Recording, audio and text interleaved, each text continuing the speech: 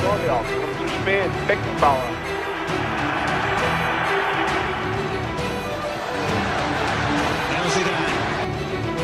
Maradona. Good to see him coming to see the Und Pele.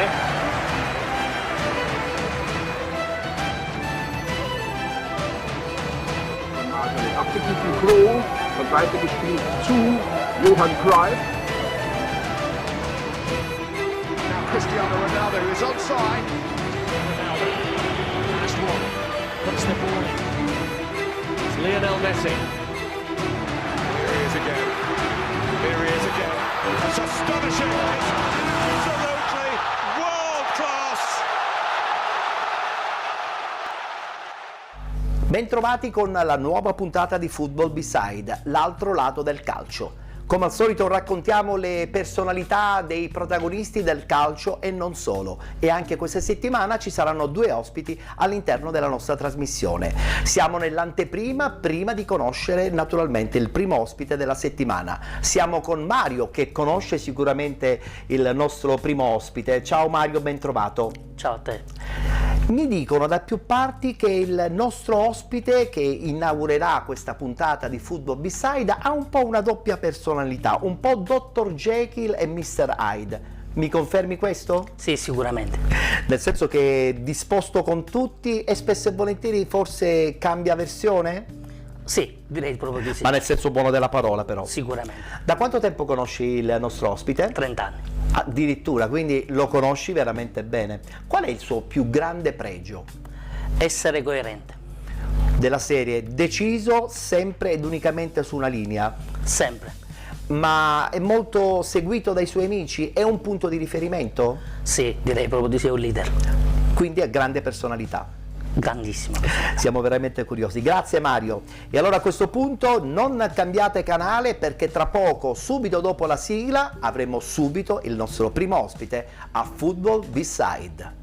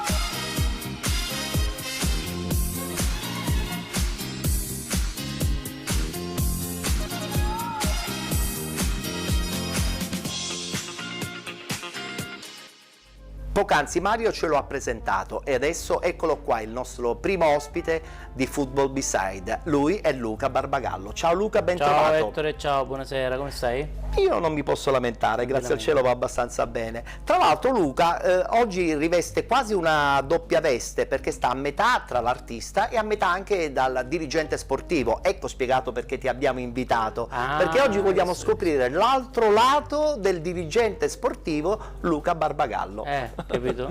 E chissà quanto ne dovremmo dire. La gestione di una società di calcio nello specifico, così come di qualunque altra impresa che prevede le risorse umane, è sempre un'operazione abbastanza complessa, difficile, e contorta. Difficile. Soprattutto quando poi la fai amministrando soldi di altri, no? Perché vero. la responsabilità è maggiore. È vero, è vero. Ma no, attenzione, noi non parliamo di calcio. Assolutamente. Allora, subito Luca ti anticipo cosa abbiamo qui. Due oggetti importantissimi. Sono un telefono decisamente datato. Fantastico, ce l'aveva mio nonno questo telefono, E infatti bellissimo, mi ha riportato indietro nel tempo. Stile anni 50, la scenografia di Salvo Campo che tu conosci molto e che bene. saluto con grande affetto. E ha deciso di abbinare questi oggetti decisamente datati, ma ci sarà un motivo poi perché c'è questa telefonata qui, e poi c'è questo mappamondo che un po' ispira la fantasia dei viaggi. Che mi incuriosisce, la cosa bella del mappamondo era fare quello. Sì, è vero. Grazie. Tra poco parleremo anche di questi due oggetti, perché prima dovrò formularti alcune domande. Vediamo se sei pronto a stare un po' al nostro gioco. Io sono qua a disposizione. La cosa più bella comunque ce l'hai dietro le spalle, che è quel pallone. Il pallone di cuoio, decisamente anni 50, decisamente anni 50.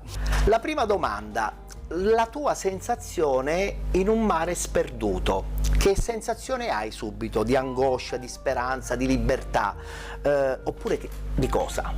Guarda, sfondi una porta aperta, perché il mare, io ho avuto un grande rapporto con il mare durante la mia vita, sì, ma nello specifico il mare è la soluzione ai miei problemi. Cioè io quando ho un pensiero fisso, un qualcosa di negativo che mi affligge, sì, devo dire che, ringraziando a Dio, sempre di meno, perché riesco a gestire la mia mente, però a volte, sai, siamo esseri umani. Bravo, e sfuggi. Ok, io quando ho bisogno di ritrovare me stesso o di trovare la soluzione ad un problema o di scaricare la mia ansia su qualcosa, vado a mare e guardo proprio l'orizzonte del mare e penso: ma se il mare è così grande, ci sarà una soluzione per il mio problema, no? Certo, ma quindi la solitudine che cerco, sì, e che voglio nel mare, il mare, diciamo, come dici tu, il mare aperto, il sì, mare, nella grandezza del mare, mi fa riconciliare con la natura. Quindi con non la c'è mia... angoscia? Assolutamente no, trovo invece pace e serenità. No, perché spesso e volentieri alcuni, insomma, pensando al mare aperto, insomma, un po' si angosciano. Io ho fatto il militare in marina, quindi per anni sono stato in mezzo al mare, veramente in mezzo al mare aperto. Sei preparato. Quindi so che stare in mezzo al mare alla fine è come stare con i piedi per terra. Insomma, in questo caso il mare per te è una sensazione di benessere. È un elemento di conforto e soprattutto di introspezione. Io vado a mare quando ho bisogno di pensare, di riflettere o di scaricare delle ansie. In questo proprio è fatto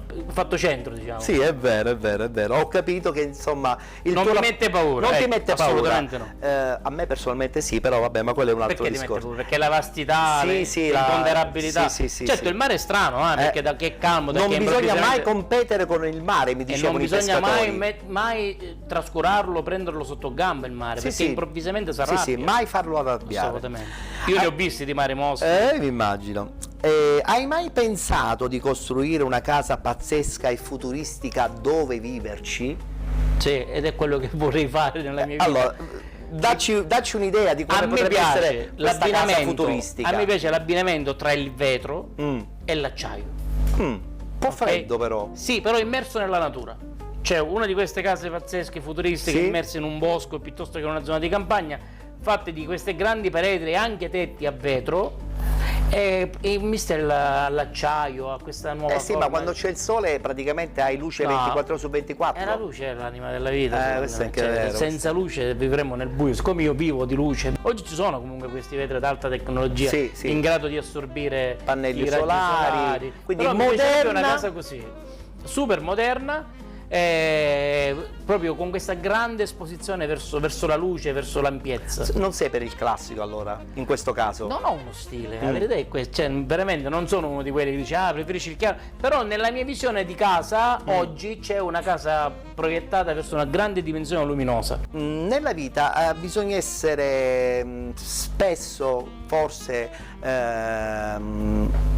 a 360 gradi aperti a qualsiasi situazione che si presenta, ma secondo te bisogna veramente ogni tanto non prendersi troppo sul serio? Stai parlando con chi fa della risata, con chi fa dell'empatia, con chi fa della gioia di donare agli altri l'allegria, motivo di esistenza umana, per cui sì, credo che la risata sia la benzina della vita, per cui non bisogna prendersi troppo sul serio, perché poi alla fine vedi la vita ti prende, ti mette dove vuole e le cose alla fine vanno per come devono andare. Io sono molto fatalista, tu lo sai, io credo molto che ci sia questa grande regia che arrivi dall'alto, quindi per cui il libero arbitrio è veramente limitato ad azioni di piccolissimo raggio. per cui credo che se affrontiamo la vita per come viene, senza grandi sovrastrutture, riconosco che è difficile, che viviamo da un momento storico particolarmente complesso, dove dal punto di vista psicologico l'essere umano è stato fortemente messo in discussione, già solo pensare alla restrizione, no? La restrizione fisica, la restrizione temporale, parlo di coprifuoco, la restrizione intellettuale, la possibilità di pensarla diversamente da come oggi la pensa la massa è un'altra gabbia a cui ci hanno costretto in questi ultimi. Quindi in questo caso anche la comicità ti aiuta deve essere il volano che ti indica l'indirizzo verso una vita fatta con allegria, fatta con gioco. Mi viene da pensare, i ragazzi delle favelas brasiliane, no? Sì. Che vivono tra le miserie, negli stenti, con l'immondizia praticamente, e però sorridono, scalzi, giocano a calcio, fanno un inno alla vita nonostante siano in condizioni di assoluto disagio. Gianluca, ma se per caso ti dovesse capitare invece qualcuno che non si prende troppo sul serio, io faccio fatica a stare con le persone troppo serie ultimamente, perché mi voglio circondare solo di persone positive, solari come me, che dicono le cose in faccia, insomma, schiette. Le persone che vengono invece con una sovrastruttura, che vengono con delle idee non così sono rigide, tanto sopportabili. sono anche secondo me un po' retro, nel senso che siamo in un mondo così dinamico e liquido che certi spigoli secondo me non sono più nemmeno tanto di moda. Attenzione, perché la prossima domanda è un po' impegnativa. Sì, tu già ridi, però mi metti paura. No, io siccome ti conosco e allora credo che insomma mi risponderai in una maniera talmente schietta che sarà sicuramente interessante conoscere la tua risposta. In questo mondo pieno di conformismo, che figura ha per te il raccomandato? Dai, vai. Devi studiare per me. Vabbè, gli autori lo hanno fatto apposta. È un programma politico, puoi fare candidare tu alle prossime elezioni. Sì. Allora, il raccomandato è un miserabile, posso? Sì, libero. Parassita, uno che non fa della propria esistenza un motivo di ringraziamento verso il dono più grande di nostro Signore. Ma perché va sempre sempre avanti però, Gianluca? Ma perché la via è più semplice, la via più semplice è quella del compromesso, la via più semplice è quello di arrivare senza fare fatica, e la via più semplice è quella che oggi ti consente di bussare e farti risolvere il problema da altri. Il merito, la perseveranza, la costanza, come dicono, la tignosità, cioè l'essere sempre sul pezzo, la voglia di arrivare oggi è praticamente una materia quasi risibile, cioè è quasi un po' aumentata. Basti la voglia pensare, di arrivare, il mio campo d'azione, il campo del teatro e lo spettacolo, no? Io mi sono fatto 3 anni di scuola dello stabile, andavo a scuola la domenica, grandi sacrifici, quando invece oggi questi ragazzi vanno a fare un provino per amici e entrano in un meccanismo che poi è un meccanismo che li prende, lo chiamo lavatrice, li avvolge così tanto che effettivamente per mesi però in quel caso io non li chiamerei raccomandati, perché poi alla fine hanno fatto una selezione. Sì, ma per entrare, voglio dire, sì. Cioè, noi abbiamo un ex amico in comune, ti ricordi quando volle fare il Grande Fratello, insomma, scomodando tutte le amicizie, non ci riuscì perché c'erano all'epoca in quell'edizione del Grande Fratello ancora più persone, di papi, voglio dire, siamo arrivati a livelli che non potevamo arrivare, cioè, però è anche vero che è un vezzo che fa parte del genere umano, che magari l'italica gente c'ha più frequenza, ma è una cosa che si verifica in tutte le parti del mondo, non è una questione di cultura o di legnosità latina piuttosto che mediterranea, piuttosto che sicola. La raccomandazione esiste in tutte le parti del mondo, dai finlandesi agli austro-ungarici, cioè è una cosa che purtroppo l'essere umano mette in pratica quando al cospetto di una difficoltà cerca la strada migliore. Hai mai litigato con un raccomandato? Per forza, fa parte proprio del E come è andato a finire? Che perdi, perché il raccomandato c'ha alle spalle il potere che gestisce poi quella cosa, no? Per cui hai litigato sostanzialmente. Sei un po' spalle al muro. Siete 2 contro 1, no? Però non c'è rassegnazione di fronte a questo meccanismo, è così dalla notte dei tempi. Non cambia comunque il tuo comportamento nei confronti... Faccio fatica a sperare che l'essere umano possa migliorare in certi comportamenti chiamati nocivi o tossici, anzi secondo me andiamo verso una generazione dove questo tipo di cose saranno sempre più... Basti pensare che ai vari casi delle baby squillo, queste 15 16 che a Roma già a 16 anni allietavano le serate di illustri imprenditori, di illustri medici, che voglio dire, faccio fatica a capire che non si rendevano conto di avere di fronte una ragazzina, quindi è quella per la ragazzina, è la raccomandazione nei confronti della vita, trovare la strada più breve per fare i soldi. Ed è la cosa più brutta, decisamente. Allora, parliamo dei nostri 2 oggetti che ti ho anticipato in apertura della nostra trasmissione, parliamo subito subito di questo telefono. Questo è il famoso Dream. Infatti. Hai mai ricevuto la telefonata che aspettavi da tanto tempo? No, non ancora, anzi fatela, perché siamo in attesa. Stai lanciando un messaggio. Se c'è la dea bendata che dice, sai... Quindi la telefonata che hai sempre desiderato che arrivasse ancora non ti è arrivata. Ma perché forse non lo so qual è la telefonata che vorrei che arrivasse. Questo non lo so, lo devi dire tu. Non lo so se è una questione di telefonata, credo che il destino alla fine in qualche modo, attraverso appunto la costanza, attraverso la determinazione e attraverso l'obiettivo che ti sei prefissato, debba arrivare attraverso il tuo sacrificio, non con una telefonata Questo è anche vero, di una sì. seconda persona. Semmai ti posso dire la telefonata più brutta che ho ricevuto. E infatti la seconda, sempre inerente a me ti il conosco, telefono. quindi, capito? So leggerti le domande. Infatti qual è la telefonata che invece purtroppo ti è arrivata e sicuramente non è stata una telefonata gradevole? La telefonata più brutta della mia vita è avvenuta il 28 novembre del 2020, quando dal Policlinico dell'ospedale di Catania mi comunicavano che era deceduto mio padre. Quindi quelle sono purtroppo quella è stata la telefonata le più telefonate brutta che ti spezzano poi in due. La cosa a cui faccio fatica a accedere è perché hanno chiamato me e non hanno chiamato mia mamma, no? E quindi vuol dire che dovevi essere tu il primo ad assorbire questa brutta storia è stata la notizia. mia, e quindi saluto mio papà perché so che sarà qui accanto, chissà, questo starà ridendo, però quella è stata sicuramente la telefonata più brutta e non credo che ce ne possano essere. È proprio vero, Gianluca, che il telefono accompagna sempre momenti positivi e momenti negativi della nostra esistenza. Ma tu che sei la storia della televisione ti ricorderai che c'era una telefonata allunga la vita. Una telefonata allunga la vita, in questo caso però non l'ha allungata purtroppo. No, in questo caso no, però per ritornare e papà. chiudere alla prima domanda, sono in attesa della telefonata che mi dica Barbagallo, lei... Allora approfittane in modo che così eventualmente chissà, magari dopo questa... Posso fare un lancio? Sì, dopo questa trasmissione può arrivare. È quella la mia? Sì, sì, sì. Dovete sapere che vorrei sposarmi. Questa è la notizia, però con una miliardaria. Magari che ha un occhio, una yamma, richiedi troppo. Purché sia miliardario. Se tu mi hai detto posso farlo, io ne approfitto del mezzo pubblico. Va bene, va bene, va bene.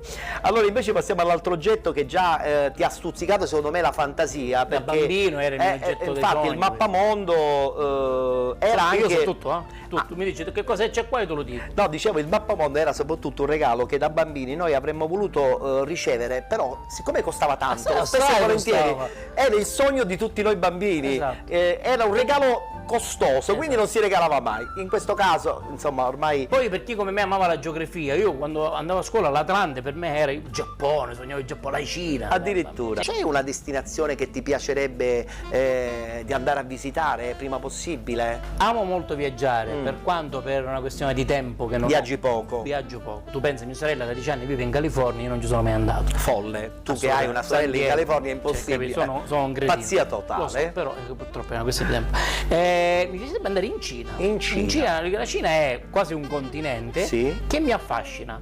Mi affascina. Anche adesso, in questo periodo? No, mi affascina la cultura, ti potrei dire anche il Giappone, tutta quella filiera lì, no? Però la Cina in modo particolare. La Cina è quel posto che di esotico ha poco, che ha anche poco di diritti umani, ahimè, sì, decisamente. ma che mi affascina proprio come cultura, come luoghi da vedere, che secondo me questo contrasto tra una forte tradizione che puoi trovare, che sono nei villaggi o nei paesi dell'interno. Quindi non necessariamente Pechino, allora. Assolutamente no. Cioè questo è un continente quasi, una nazione importante che fa questa dicotomia strutturale e culturale tra questi villaggi dove ancora vivono probabilmente per come si viveva 60-70 anni fa, con queste grandi metropoli che oggi sono veramente avveniristiche, che più avanti di molte città. Tu pensa, Wuhan, che tutti abbiamo menzionato nell'ultimo anno, sappiamo benissimo quanti milioni di abitanti 12 milioni di abitanti, ecco ha trovato la Sicilia, Ettore, e grattacieli e parchi immensi e bellissimi, è una tecnologia oramai diffusa che... Però tu mi stai dicendo che preferisci un po' mi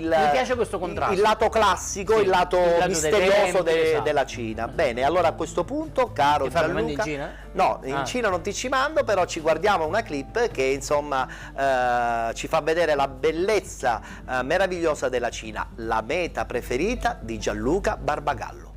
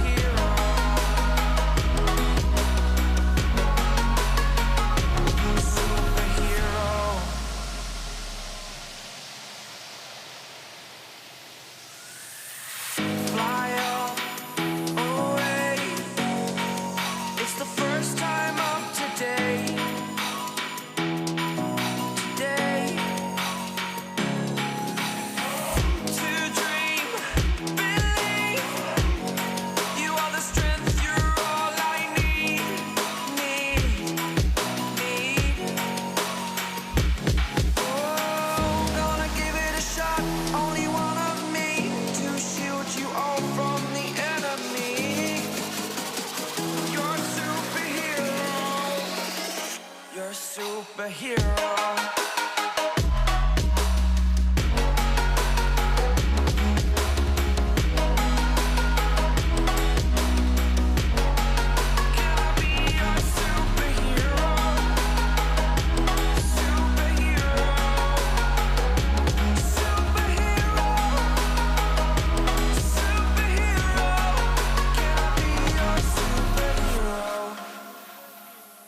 Il sogno di Gianluca Barbagallo è quello di andare in Cina, ce lo confermi? Anche perché la nostra città è piena di cinesi, quindi almeno mi faccio amici, no? Cioè così dice, ah, questo è Bene, quello che la pensa. comunque è un viaggio assolutamente Sì, l'Oriente, fantasioso l'Oriente è e sempre stato un quindi posto per noi, per la nostra generazione, quello era il posto più lontano. io, se devo essere sincero, non sono attratto molto dalla Cina. dall'America. Io sono attratto dall'America, no, però è anche vero che il fascino della Cina in questi ultimi anni, insomma, si è allargato di più. Ci sono poi posti belli che sono New York, mi piacerebbe, il Brasile, mi piacerebbe tantissimo. Però la Cina rimane in questo momento il tuo obiettivo. Sì, se potessi andare in Cina. Benissimo, siamo quasi al termine della nostra bella chiacchierata qui all'interno di Football B-Side e adesso parliamo di musica, che è una cosa fondamentale, penso, non soltanto per me ma anche per te. Una vita senza musica, una vita senza musica non avrebbe neanche senso tu di poi esistere. con la musica, insomma, voglio dire, allora certo tutti abbiamo la nostra canzone preferita.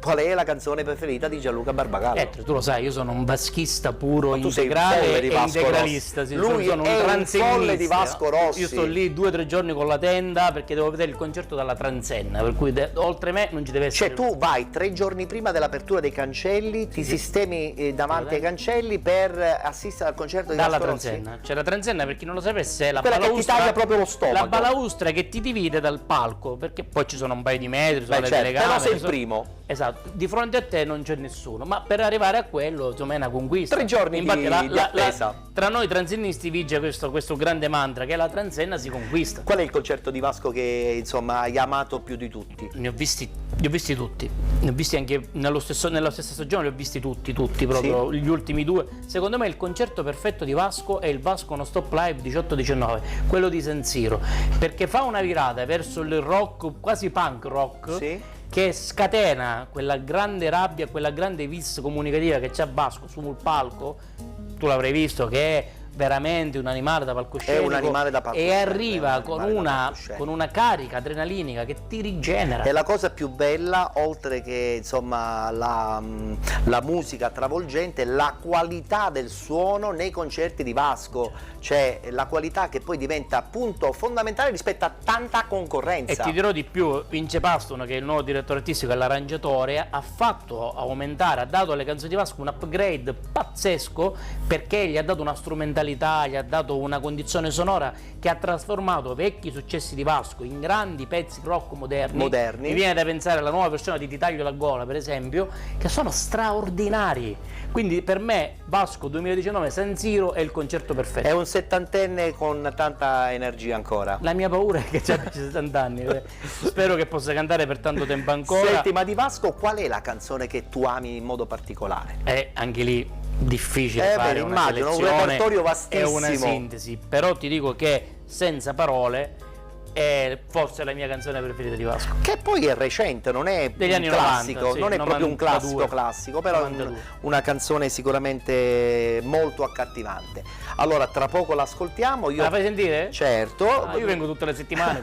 Colgo l'occasione anche per salutarti, ringraziarti. È stato un piacere chiacchierare con Gianluca Barbagallo e non abbiamo parlato né di teatro e non abbiamo parlato neanche di calcio. Cosa ha detto Mario? Ha parlato bene? Ha parlato bene, ha detto che sei un po' Dr. Jekyll e Mr. Hyde, e su questo credo che un po' tutti siamo d'accordo. Con Mario ci conosciamo da oltre 30 anni. Me lo ha detto. E lui sa segreti di me, che se parla Mario succede un sei messo male. Benissimo, grazie. Lo ringrazio, anzi, perché sono gentilissimo. Ti ringrazio, Gianluca. Ettore, è sempre un piacere stare accanto a te. Grazie a Gianluca Barbagallo. E allora a questo punto, che dire, ascoltiamoci questa bella canzone di Vasco Rossi intitolata Senza parole.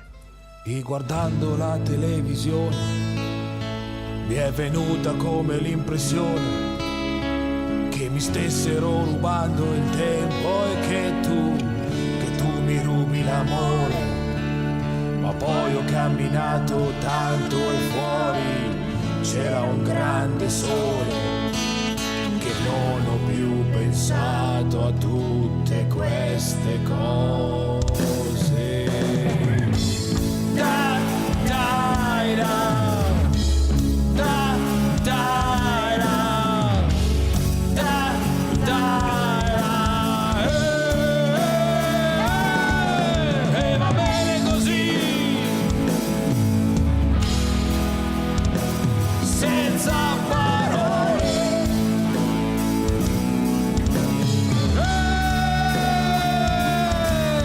E va bene così, senza parole.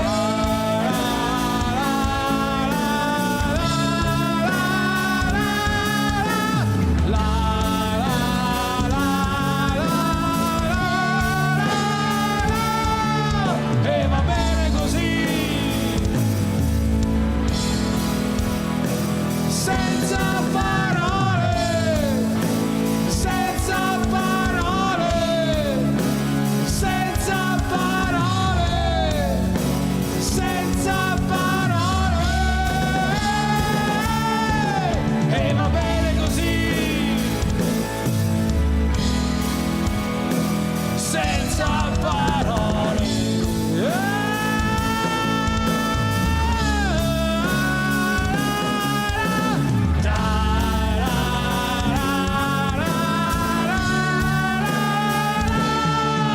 E va bene così, senza parole.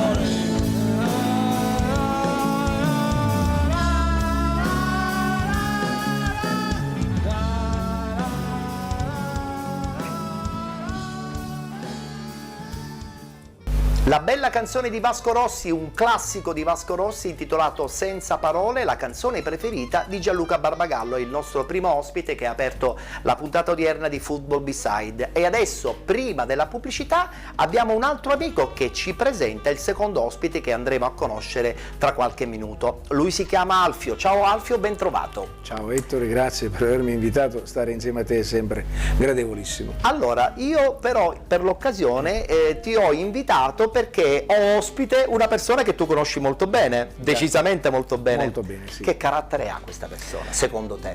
Ma è un leoncino, quindi come tutti i leoni hanno la tendenza a dominare, però ho detto leoncino perché ha un cuore molto tenero e molto... È una persona disponibile. Disponibile e generoso. È un carattere che comunque si è forgiato negli anni attraverso forse le sue esperienze, oppure fin da bambino era così? Diciamo che ci sono delle cose innate, delle cose che acquisiamo durante il corso della nostra vita.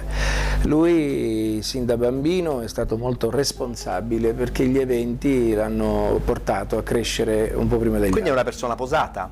Posata, poi per esempio ha uno spiccato senso del dovere. Bene. È orgoglioso e quindi puntiglioso, vuole fare bella figura, indipendentemente dagli aspetti di ciò che si ricava, intanto se ha detto sì, ci si spende fino a ottenere il massimo. Il suo più grande pregio? Il suo più grande pregio? Riconoscere, essere riconoscente.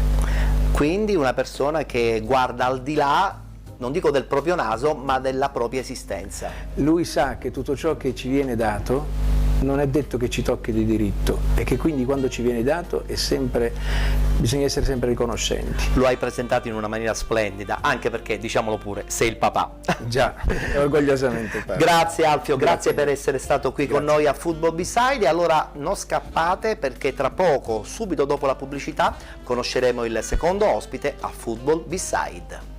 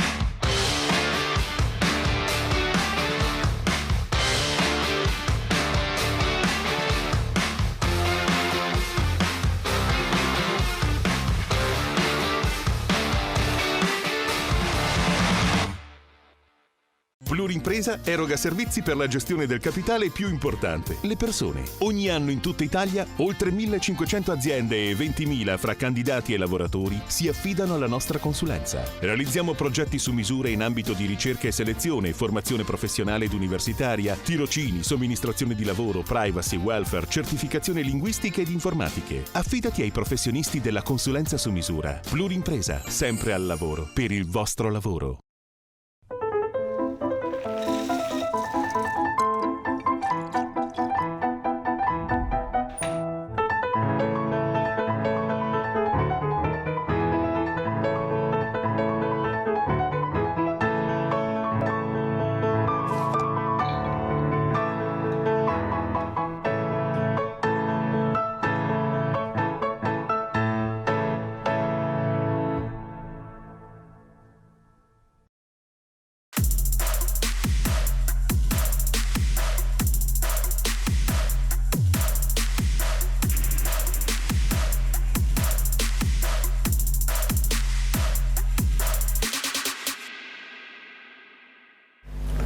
Rientrati dopo lo spazio pubblicitario, pronti con il secondo ospite che poc'anzi Alfio, il papà, ci ha presentato. Lui è Alessio Patti. Ciao Alessio, ben trovato. Ciao Ettore, È grazie. da un po' di anni insomma, che non ci vediamo. È vero, è sempre un piacere essere qui con te davanti a una telecamera. Allora, caro Alessio, lo sappiamo che tu sei un giornalista sportivo, ma noi non parleremo di calcio in questa trasmissione. Meglio, perché vogliamo meglio. assolutamente conoscere l'altro lato delle persone che ci vengono a trovare. Quindi, sotto questo punto di vista, cercheremo di scoprire attraverso alcune domande un po' le tue caratteristiche, che io personalmente credo un po' di conoscere, perché insomma tanti lavori ci hanno visto insieme. In scena due oggetti. Un telefono decisamente datato, anni 50, che ti ricorda un telefono così antico? Mi ricorda i miei nonni, Beh, perché sì, lo avevano in casa. Immaginavo. E poi abbiamo un mappamondo che, come dico sempre, è fonte inesauribile di avventura. Concordi? Assolutamente sì. Benissimo. Prima di parlare di questi due oggetti ho qualche domanda da farti. Vediamo un pochettino se attraverso queste belle domande realizzate dai nostri autori riusciamo un po' a capire ancora di più la figura di Alessio Patti. La generazione dei 2000 che segno ha lasciato adesso che siamo già negli anni 20?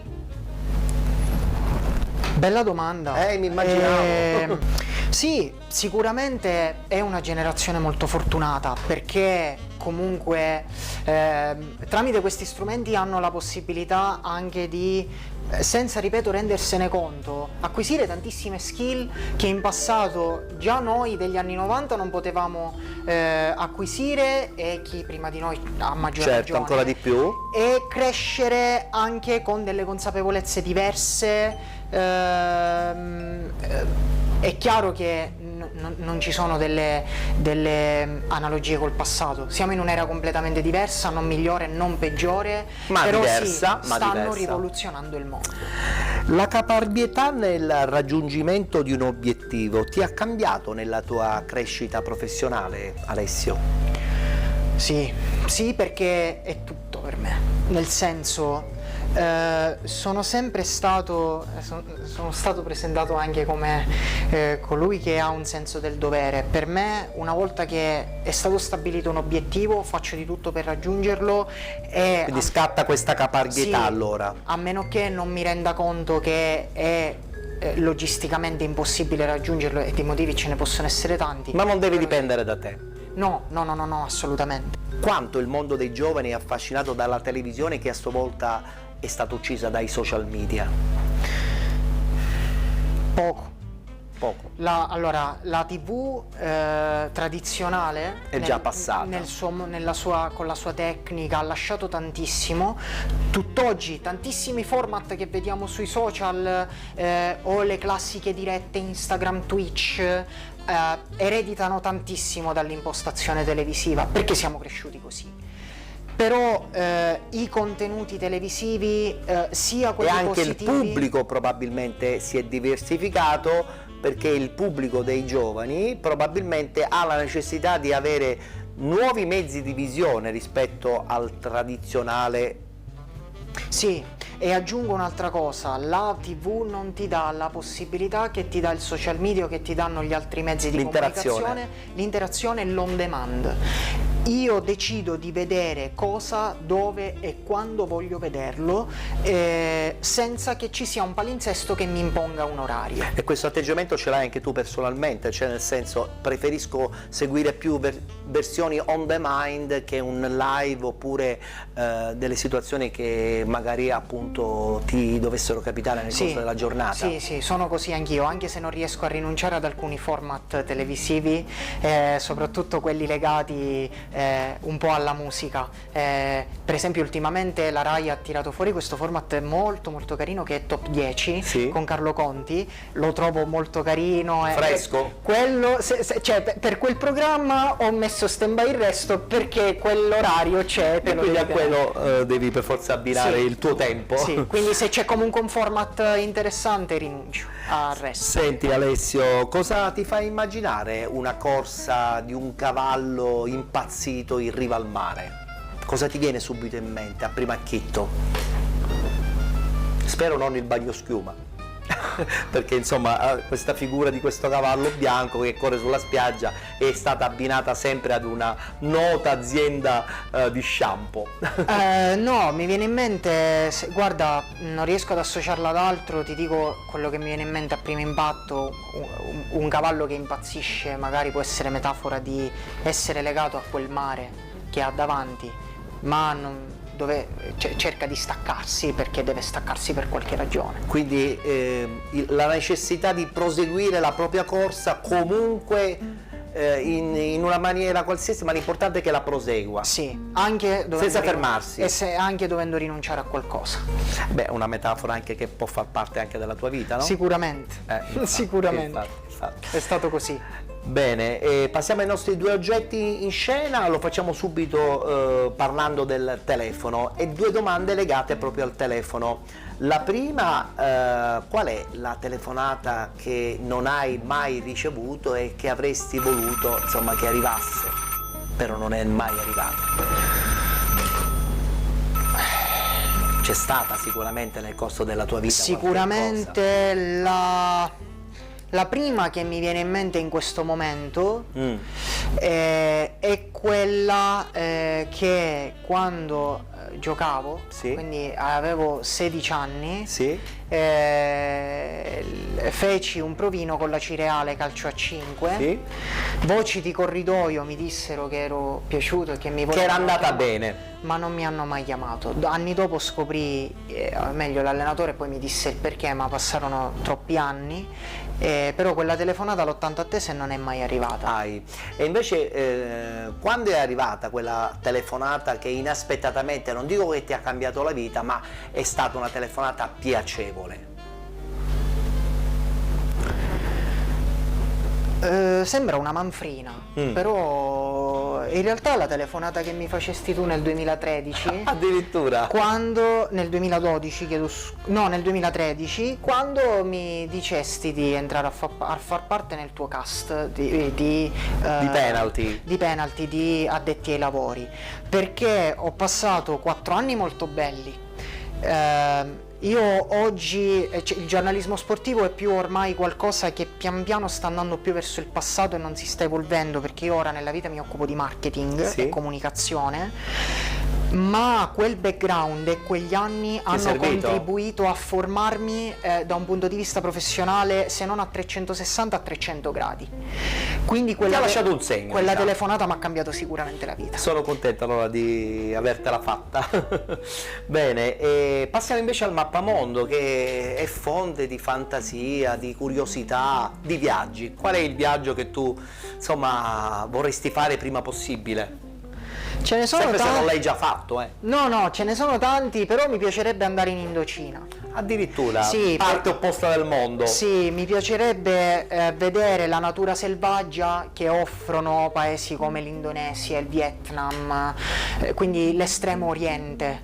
Parlano benissimo del Vietnam. Sì, è un paese che poi tra l'altro ha dei trascorsi storici non troppo lontani che lo hanno caratterizzato purtroppo nel conflitto, ma che hanno lasciato anche poi una cultura. Certo. Quindi E adesso è diventata meta turistica rinomatissima. assolutamente, Vietnam, Ne parlano Thailandia, Indonesia, Singapore, sono tutti paesi straordinari. Allora, che mi siccome noi piacerebbe dobbiamo vedere fare vedere una sola clip, scegli Vietnam a questo punto. Sì. Ce la guardiamo questa clip sul Vietnam, la meta preferita, tra parentesi, non solo lui, chiudo parentesi, di Alessio Patti.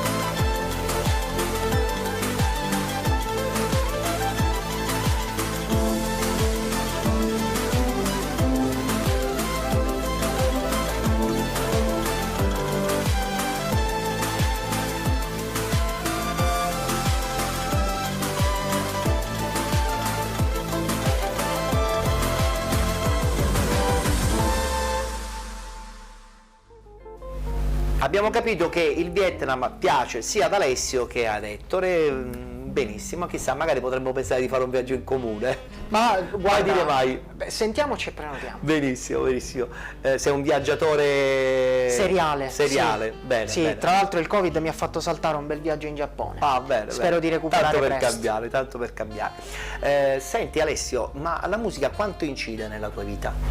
Tantissimo. Negli ultimi 3 anni tantissimo, perché ho conosciuto una serie di persone che tra l'altro lavorano anche nel mondo della musica, Sì. che mi hanno fatto appassionare all'aspetto storico e anche a quello che c'è dietro la nascita di un pezzo, un artista, e quindi mi sono fatto una cultura di tantissimi artisti e canzoni, Sì. soprattutto negli anni 70, 80 e 90, che prima mi erano Sfondi una porta aperta però con me. assolutamente, mentre prima la mia cultura di quegli anni era limitata solo al rock, perché chi mi conosce, io sin da bambino Sei stato rockettaro. Pink Floyd, Led Zeppelin, Queen. Adesso invece? Ora ci sono gli ABBA, c'è Madonna, ma anche nella musica italiana tantissimi artisti come Gianna Nannini, la prima Gianna Nannini, dai Ricchi e Poveri, Albano e Romina, che sembrano ormai il classico è musica nazionale. pop, è musica pop.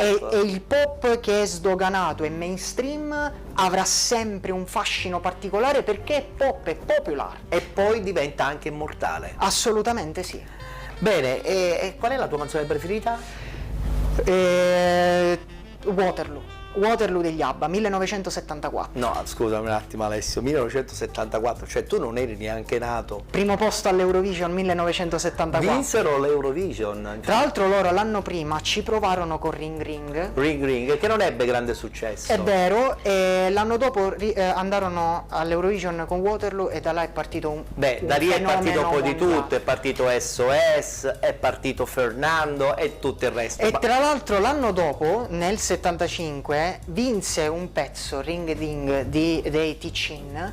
Se non sai qual è il titolo e qual è il gruppo che la canta, sono ABBA. Sono ABBA. Certo che gli ABBA sono veramente immortali, e quando tu che sei, diciamo, della nuova generazione, ami particolarmente quel suono che è decisamente datato, mi spiazza e mi sorprende, però confermo che l'immortalità della musica è una dimostrazione nella tua scelta. Assolutamente. Io non so se nel Ma senso, c'è una storia per questa canzone? Perché insomma, non è che si sceglie così facilmente una canzone degli ABBA. perché in generale ultimamente sono diventato un grande fan dell'Eurovision, Sì. come format e come tipologia di canzoni. Waterloo è in assoluto il pezzo che più rappresenta quella Sì, competizione, chiaro, certo. è il primo vero successo di un gruppo che ha rivoluzionato la musica pop mondiale. Sì. È la più grande pop band di tutti i tempi, e Decisamente. chi lo nega secondo me dovrebbe rivedere i propri gusti. Condivido. Perché gli ABBA possono non piacere, però di fatto riconosci un'avanguardia musicale, che io poi sono anche un cultore anche della tecnica musicale, Certo. e quello che hanno fatto loro in quegli anni, e per il tipo di musica, poi stiamo parlando di un gruppo che era costantemente al primo posto in Inghilterra, Quasi 400 milioni di dischi venduti nel in tutto il mondo. mondo, e hanno smesso perché facevano 300 concerti l'anno su 365 giorni ed erano spremuti. Assolutamente. Meno male che c'è Alessio che ci ricorda che la musica pop degli ABBA è immortale, perché se lo dovessi dire io qualcuno non mi crederebbe. Sono contento di questo. E allora io ti ringrazio, è stato un piacere rivederti, ti vedo in gran forma, determinato, un po' è sempre stata la tua caratteristica, mi fa piacere, ti auguro le cose più belle e speriamo di rivederci presto. Grazie Ettore, speriamo, e ti ringrazio sempre per il pensiero che hai nei miei confronti, nonostante ormai ci sia un'Italia che ci divida in termini geografici, però nel senso è sempre un piacere essere ricordato da te, e ti faccio i complimenti per tutto quello che ancora continui a fare in un momento molto difficile per la TV. Grazie ad Alessio Patti. E allora siamo quasi in chiusura della nostra trasmissione, però prima ci guardiamo e ci ascoltiamo questa bella canzone degli ABBA intitolata Waterloo.